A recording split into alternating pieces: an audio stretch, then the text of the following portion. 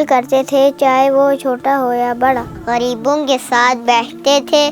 بسم اللہ الرحمن الرحیم۔ لقد کان لکم فی رسول اللہ اسوۃ حسنہ۔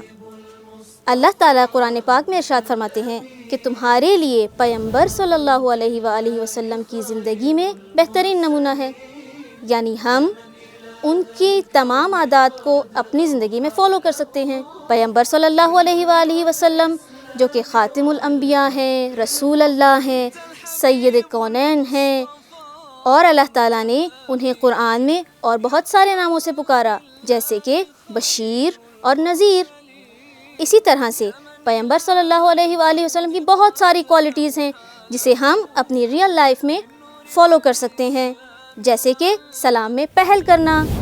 ہمارے پیارے نبی حضرت محمد صلی اللہ علیہ وآلہ وسلم ہمیشہ سلام میں پہل کرتے تھے چاہے وہ چھوٹا ہو یا بڑا۔ جیسا کہ آپ نے دیکھا، پیغمبر صلی اللہ علیہ وآلہ وسلم ہمیشہ سلام میں پہل کرتے تھے، سب سے پہلے بڑھ کر سلام کرتے تھے، چاہے چھوٹا ہو چاہے بڑا۔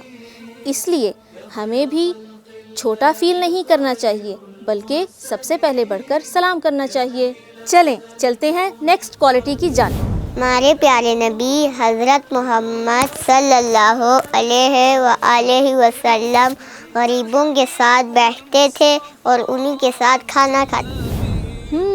ماشاء اللہ، پیغمبر صلی اللہ علیہ وآلہ وسلم کی اتنی اچھی صفت کہ جو وجہ تخلیق کائنات ہیں وہ غریبوں کے ساتھ بیٹھ کر کھانا کھا رہے ہیں اور پراؤڈ فیل نہیں کر رہے، لہٰذا ہمیں بھی اپنی سوسائٹی میں غریبوں کو کمتر نہیں سمجھنا چاہیے اور ان کے ساتھ بیٹھ کر کھانا کھانا چاہیے، اور اگر آپ کھانا کھا رہے ہیں تو اپنے ساتھ انہیں برابر میں بٹھا لینا چاہیے۔